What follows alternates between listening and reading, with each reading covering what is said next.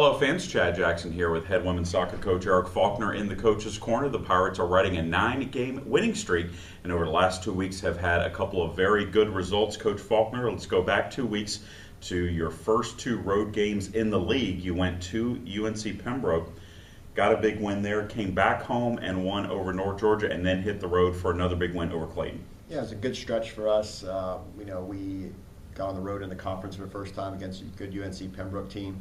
It didn't play particularly well, but it did well enough to get the result. It was a tighter game than it probably needed to be at times, but Pembroke always gives us trouble.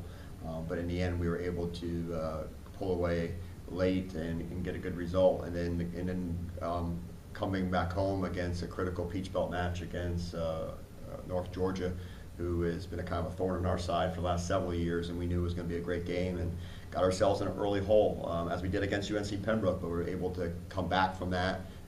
Go up 3-1 at half, feel pretty good about that. It didn't last very long, and then able to get the goal to win the game in overtime with a goal by Morgan Mitchell. So that was a critical win for us against North Georgia. So Clayton State and 2 more road games. You able to get wins, 1-goal wins in each of those 3 matches against really a variety of different opponents. Yeah, against Clayton we played real well. I think we weren't real thrilled about how we played against Pembroke on the road, and Clayton and Pembroke are both very good teams, but I thought we played with much more intensity against Clayton and really possessed the ball well. Got up 1-0, but then they let them tie it, but we came back in the second half, scored quickly, and then got the third goal to make it 3-1. So we're really feeling pretty good about our road performance. Then we go up to Young Harris and we weren't really focused, and I was disappointed in that effort. We got a late goal by Christina Pasquet to win 1-0. We reduced a lot of chances. We just weren't real clinical in our finishing, and I thought our intensity level was a little low. So we kind of got away with not maybe playing at our best, but being able to get a result, which we're happy with. And then we got on the bus and kind of made our trek down to Pensacola and playing West Florida, and kind of the opposite. We played extremely hard, and at times played some good soccer. We scored 2 goals in about 2.5 minute span to go up 2-0. Kind of allowed them to get back in it a little bit later, but held on, and I thought we finished out the game well in the last 10 minutes to kind of preserve that. So, going on the road is never easy. It was nice to kind of get out of conference for 1 game at least, and just kind of take a break from conference play and see someone a little bit different. But there's no easy results in this conference, and we'll take the points when we can get them.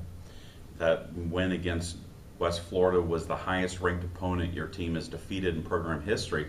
But probably more importantly than that is that's a team that you could be seeing in the postseason should the results break the way that you expect them to. Yeah, they were the number 1 rated team in the South region last week, and we're the number 1 rated team in the Southeast, at least the coaches poll. The NCAA poll has not come out yet.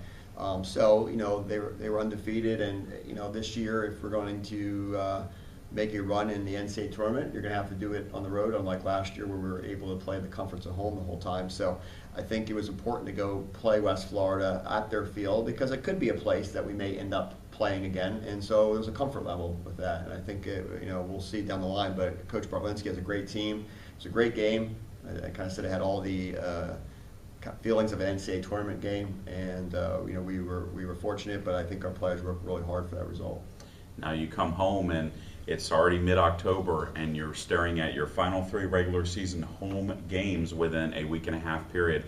And it starts this weekend with Georgia College, a team that has historically given you fits and has also had a very good result this week. I believe it's the last loss in the regular season was against Georgia College in 2010, I think, at their place. But last year, 2 1-0 games.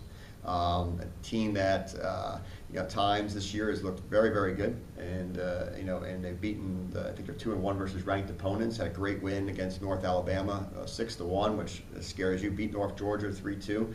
So we know coming in that Georgia College is going to be ready to play us. Coach Clark gets her team ready. They're not going to fear us at all coming in here, and so we know we have to be ready. And it doesn't get any easier, but we have approached it all season long as 1 game at a time. We know we're going to get everyone's best shot. We just have to be focused and play the way we're capable of playing, and hopefully things will continue to go well. Talk a little bit about your senior class. They'll be honored on Senior Day this Saturday, and it's a very large class, 9 seniors. And we look at some of the numbers of what they've done in their 4 years. It's pretty remarkable. fantastic class. Our program was doing well before they got here, but they have elevated it to a much higher level.